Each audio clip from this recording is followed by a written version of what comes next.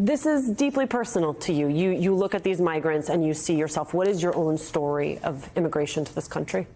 Oh my God, this watching those ladies and gentlemen laying down in front of my store, it looked like that was me 31 years ago. Except for one, I wasn't as welcome as they were, and there was nothing organized about migration then, at least not for me.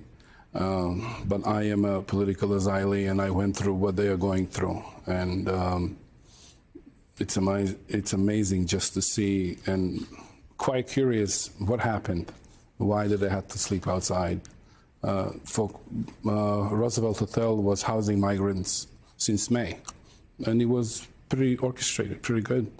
Something must have happened, and I don't know how cord was broken and what was interrupted with, but they seem to be forgotten for quite a bit.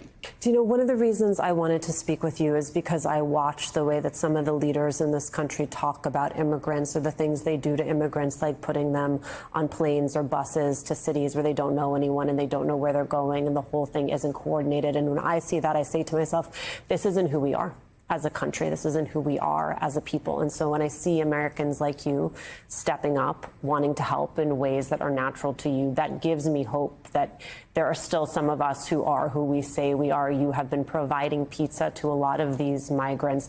I wonder, when you hear from them, when you interface with them, what their stories are, what it is they tell you that makes you want to help.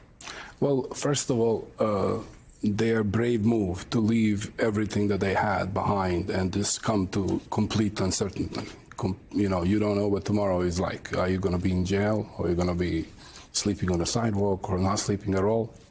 And I mean, that always been a very kind of fog.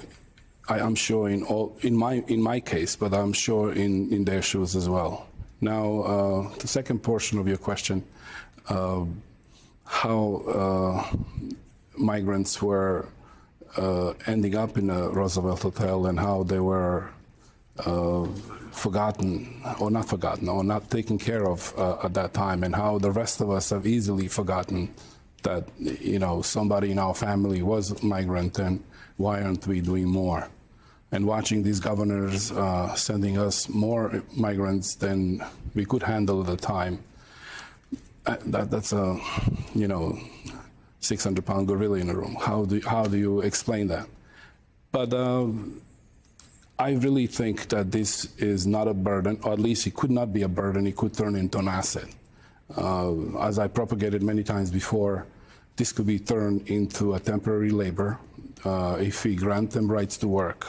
City needs many entry-level positions. Everyone in my field needs them. I quite myself could employ so many.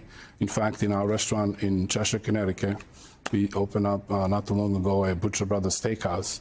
I can actually offer housing there and temporary employment. I mean, full-time employment, but depending whether they can get their work papers or not quick enough. And I'm sure everyone else in my shoes could do the same.